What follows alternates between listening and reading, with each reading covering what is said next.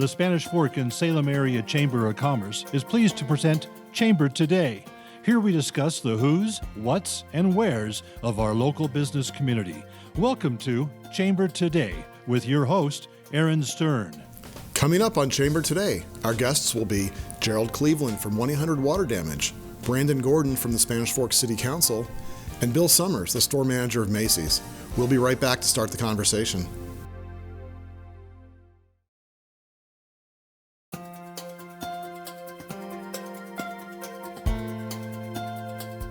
Welcome to Chamber Today. I'm Aaron Stern, a local business owner and also a member of the board of directors for the Spanish Fork and Salem Area Chamber of Commerce. Our first guest is Gerald Cleveland with 1-800 Damage. They just joined the chamber as a platinum member. How's it going, Gerald? Good, Aaron. Thanks. Thanks for coming on the show here with us. And so tell me a little bit about your business. I guess it's a franchise, a national franchise? It is a national franchise. Okay.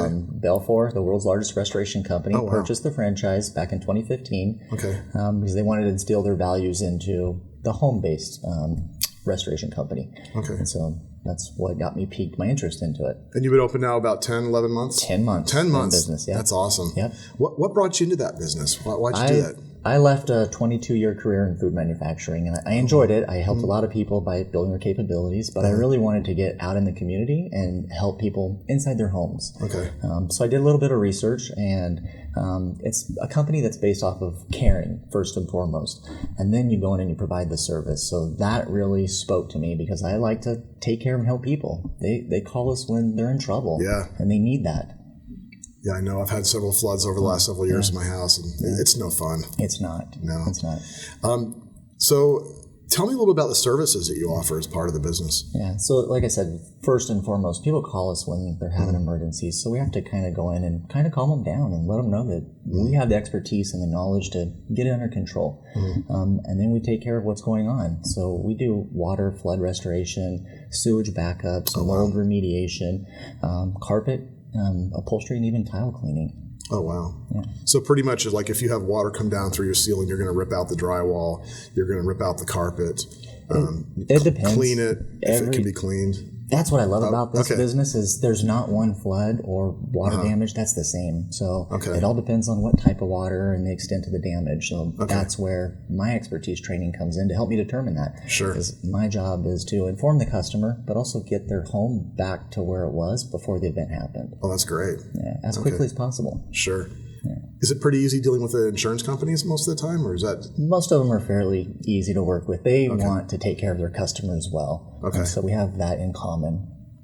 Okay. Yeah. Great. Tell me a little bit about maybe some recent projects you did. Yeah. I just recently finished a really small job. I got a call from a newlywed couple that just got married in November. They bought their first house. They're doing some renovations and they found mold. Oh, no. So they called me, freaked out, and everybody's question is it black mold? So I was able to walk through all the process of how we identify it, how we clean it, all of my training on it, and then got to work and cleaned it up. For them, and it was really great to see their mind set to ease with my ability to communicate to them with the process. Okay. Do you ever have people that have you do inspections for mold? All the time. Yeah, we get a lot of people that ask us, just can you come out and look at it, kind of tell us what to do, how would you do it, and we're okay to do that because we want to build a relationship. We don't have to sell every single job. We want to inform our customers or potential customers on the right thing to do. Okay, great. So tell me a little about your involvement with the chamber. We try to go to every ribbon cutting as possible. I mean, in the last 10 months, there's not a lot that we've been to, but it's been really great to go and support the other businesses because they came and supported us. We'd also go to the network luncheon meetings. We've also done flower planting on Main Street. I know it was just part of the city, and the chamber kind of led that notice out to us, but that was one of the funnest ones that we did. We were able to plant 2 planters that morning. Yeah. Have you done the scarecrow contest yet? Not yet. Oh, that one's really fun as well. A lot of the businesses, they build a scarecrow and they put on Main Street and people get to vote. And it's really neat to kind of drive down Main during October and see all the fun scarecrows. I'll look into that. We're toying with the idea because we have a big shop. It's 2,000 square foot. For a newer business, it's bigger than what we need, but we're toying with the idea of creating a haunted house for Spanish Fork. That's cool. To have for our business, just so they can come and have a place to go. Yeah, that'd be really fun. Yeah. So where are you guys located at? We're off of Expressway Lane over by the Walmart in the industrial complex there. Oh, okay. Okay, yeah. Over by the axe throwing. Yes, yeah, Okay. a few doors down from the Okay, axe throwing place. great. I yeah. bet that's keeping things lively over there. Yeah, it's Wow. a fun place. That's great. Yeah. So tell me a little bit more about your services. So you offer pretty much complete restoration if you've had an incident in your home. So you do drywall repair, you do the painting, you do plumbing? No. And So- electrical? Or? No, my expertise is in identifying it, drying it out, getting it ready for the rebuild. Okay. I don't have the expertise to do all the drywall, the painting, the plumbing. I have people that I trust that I've worked with that I can refer out. Okay. But I stick to my expertise because that's what I know the best. Right. Yeah. Great. Yeah. Cool. Well, I really appreciate you coming here on Chamber Today. And coming up next on Chamber Today, we'll talk with a member of the Spanish Fork City Council. Stay with us.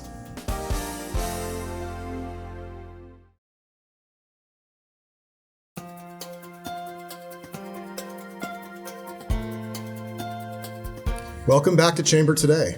Our next guest is Brandon Gordon from the Spanish Fork City Council. Thanks for joining us today, Brandon. Thanks for having me. Great. Well, it's great that you're here. Yeah. So tell me a little bit about what's going on with new businesses coming to Spanish Fork, because that always seems to be the number one issue that everybody's discussing in town. Yeah, I always joke that if you really want to know the new and exciting things that are coming to town, you got to get your nails done at the same place as Councilwoman Beck. There you go. Or Councilman Argyle's wife, maybe. So, but really, you watch the progress of Lowe's. It's really exciting. Yeah. And the hospital, the steel that's going up over there, and Canyon Creek is certainly expanding.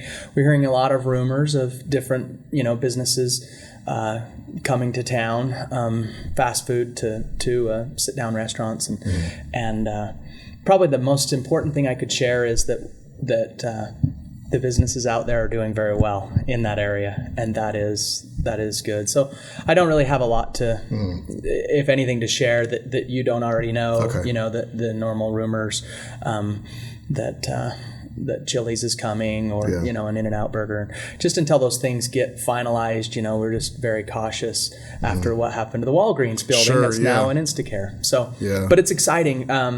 It's exciting to see the growth and the things that are happening out there. I think things are working in terms of the arrangement we have with the developers. Woodbury has been great partner with our community, and it's been really fun to see. Yeah, it's great. It seems like every week there's a new building opening. We actually went to a ribbon cutting yesterday at the Yamaha Musical School.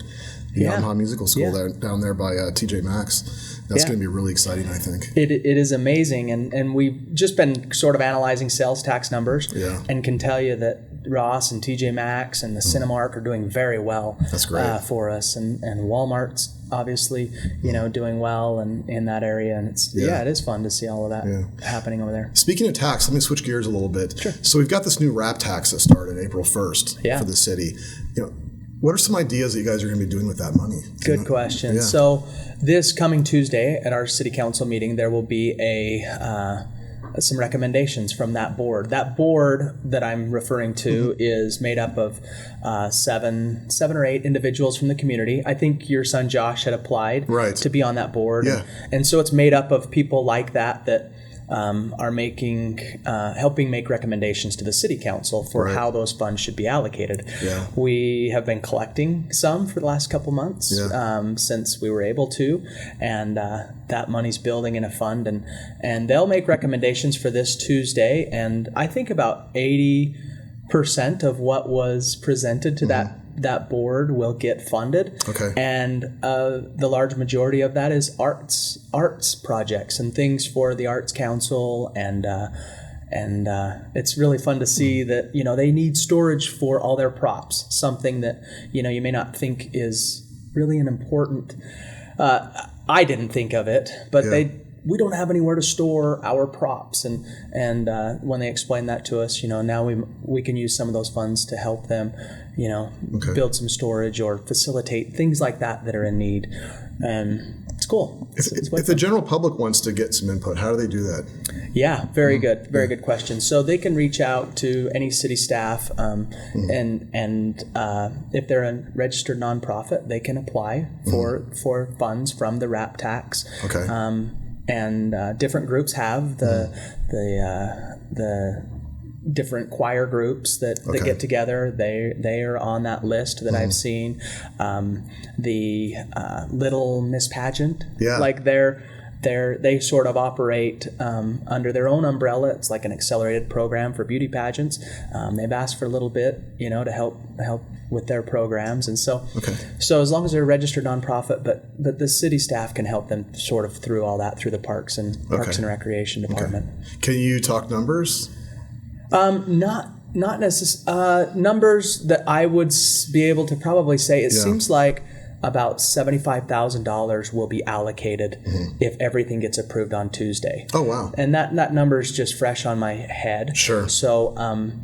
So that would sort of give you an idea that maybe we're collecting close to 100,000 up till now, and then, or that we will have in sort of this approval coffers. So we've pretty much gained an extra 100,000 over the second quarter here of this year. That's okay. That's me throwing a dart. Sure. So, but yeah, I'm looking at the paper in my mind, and I'm seeing about 75,000 allocated. There were some no's given, and obviously that's probably a hard thing for that board to do. Yeah. But that also means that board is doing their job, right? They're asking questions to individuals that are applying for that grant money, and they're saying, okay, you're just not quite there yet, or they didn't feel like that it was to be approved. Sure. So it was neat to see sort of their process come together for this recommendation that we'll see on City Council. Cool. So the RAP tax, does that also pay for maybe art installations in the city? I know we'd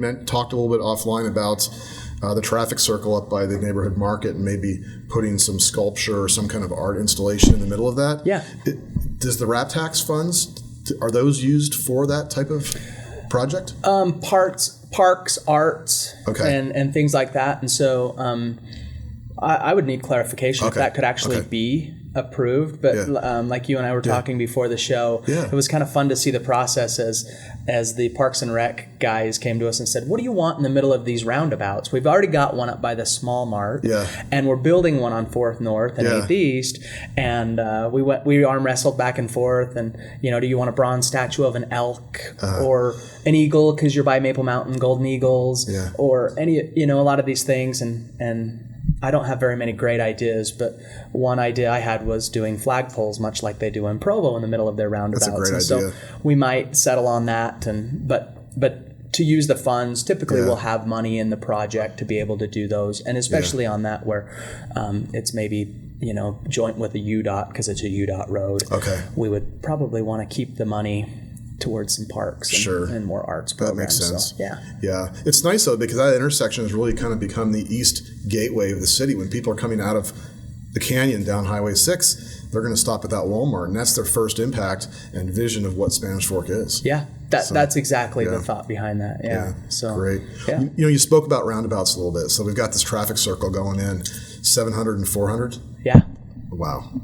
Yeah. It's messy. It's very messy. Yeah. So that's probably your way to the gym. Yes. As you've talked about. Yeah. And, isn't it fun this time of year? All the progress of new roads and construction and things. And well, they say there's 2 seasons in Utah. There's winter and road construction. So and it's absolutely true. Yeah. Yeah. Especially for you guys on motorbikes. Oh yeah. It never makes it easy, but it'll be great when it's done. Yeah. I think we'll the timing, the way they wanted to do it, line up. Because it's such a thoroughfare for that second roundabout to get to elementary schools. Right. And they'll get it done before school starts again. And I know that's crazy to even say because we just got out of school. But, but it'll be ready before we know it. Other construction projects, I've noticed the corners of Main Street and Center Street, they're putting in a lot of new curbs. Yeah. Yeah, what's happening there? ADA ramps. Okay. You and I both have Main Street work and businesses. And this winter I was, as I was shoveling snow, and I was thinking, man, how nice those ADA ramps are, in Main Street, and now putting them up Center Street. And whether you're riding a bicycle down a sidewalk or even just walking, it makes it so nice to be able to, go through. But just improvements to be able to make it more walkable and things like that. Yeah, no more stepping the curb up to your ankle. Exactly. In slushy, cold water. Yep. Yeah, great. It was awesome. Well, anyway, hey, I really thank you for being here today. Yeah, Lots of great anytime. information. And next we'll focus on a business that probably everybody in town visits and shops at. We're talking about Macy's. That's coming right up on Chamber Today.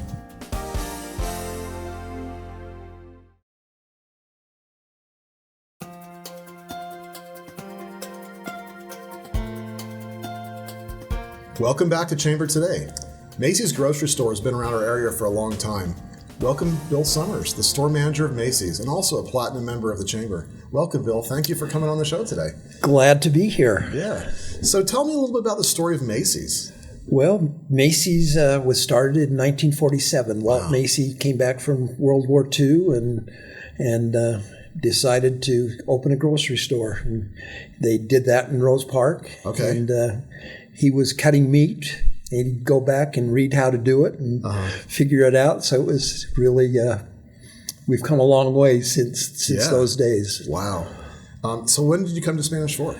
We came to Spanish Fork actually in 1988. Before then, we were in Salem. Okay. And we moved that store over to Spanish Fork when Farmer Jack's went out of business. We bought that from Farmer Jack's in 1988. Okay. How many stores does Macy's have now? There's 14 Macy's stores right now. Okay. Great. Yeah, we love having you guys here in Spanish Fork. We love being here. Yeah. So you guys have expanded a little bit. You have the gas pumps now over in front of the gym and by Cafe Rio? Yes. When they closed the fresh market there, we got the gas pumps, and we've got you can get gas points by shopping at Macy's and get a discount on your gas that way. That's a great way to lower the cost of Yes, gas. it is. I know we all need that right now. Yes, definitely. Yeah. So I noticed too, you guys remodeled your pharmacy. Yeah, we remodeled the pharmacy, and now we're going to start remodeling in the 1st of July. Going to start remodeling the whole store. Oh, wow. So the landlord decided to pitch in a little money, and Associated Foods matched what they did, and it should be a major remodel. So, are you going to do it in phases or sections of the no, store? we're going to. Well, it'll be in sections, but it'll take us until about November, from July to November, to get it done. Okay. So hopefully we'll be done in time for Thanksgiving. Yeah, that would be great. How's that going to impact shopping? It might be a little bit of a mess to get around, but it'll be worth it. The plans for it, it's really going to be an upscale, beautiful store. Great. So you'll still be open? We'll be open still 24 hours a day, 6 days a week. So. Oh, that's great. Tell me about your community involvement, because I know Macy's really does a lot here in the community in Spanish Fork. Walt Macy, when I came on board, he told me that the major thing for Macy's is to give back to the community, and that's been something that has continued. 20 years ago, Associated Foods bought Macy's from the Macy family. They wanted to retire, and the kids didn't want to take it, so they sold it to Associated Foods because Associated Foods did not want to lose the business. Right. And they had offers out of California, so they stepped up, and we were the first chain that they bought. And since then, they bought Dan's, Lynn's down in southern Utah, and Dick's. Okay. And then they bought the fresh markets from Albertsons. Okay. Yeah, because I know there's still a few Albertsons around here and there I've seen. Yeah, there's a couple left in the state down in St. George. Yeah. But Macy's is really the place to shop. Oh, of course. Yeah, I love your deli. I can't get enough of the deli food. Yeah, the deli's great, and especially the Kong cones, our signature Kong cone. Yeah, I can't do the Kong cone. I've got to go for the little mini one. But I love to watch people eating the Kong cones. So. It's fun. It's a fun place to shop, and on Saturday, and you see customers there just meeting with all of their friends, and it's really a gathering place for the community. Yeah. And you guys do have pickup too, so you can order online? Yes, we've got online shopping, and that is really, we were one of the first in the area to offer the online shopping, and that's gone very well for us. Okay, yeah. I've used the app there, the Skip app. The Skip app is great. I love that. If you want to get in and out fast, you can get that Skip app. Get it on your phone. Yep. And you scan the items as you go through the store, and you tell them you're finished, and you wave to the checker, and you're out of there. So it's really fast. Yeah, it's great. I've bypassed Many align with the Skip app. So, great. Well, I really want to thank you for coming on our show today. It's been a great discussion.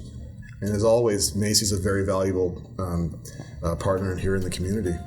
Well, thank you. Thank you for having me. Yeah, sure. So coming up, we'll look at the calendar of events this month. More Chamber Today after this short message.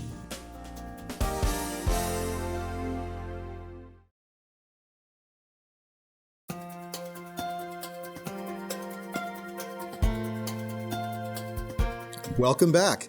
In July, life in Spanish Fork gets really hectic with Fiesta Days going on. Because of that, the Chamber doesn't schedule a lot of activities, but there are still a few things going on. On July 17th, noon networking lunch, and as always, our first-time visitors come free. The Chamber also sponsors sidewalk sales downtown on Main Street, and those sidewalk sales are July 19th through the 24th through Fiesta Days. And a community favorite, the Farmers Market opens on Saturday, July 27th. For more information about these events, please visit our website, www.spanishfork-chamber.com. Thanks to our guests, Gerald Cleveland of 1-800-Water Damage, Brandon Gordon from the Spanish Fork City Council, and Bill Summers from Maceys. Thanks as well to the Chamber of Commerce and all its members for the support you give to the organization. Thank you also to Spanish Fork City and Spanish Fork 17 for the support. We look forward to being with you again with a new edition of Chamber Today in August. Thanks for watching and supporting our local businesses.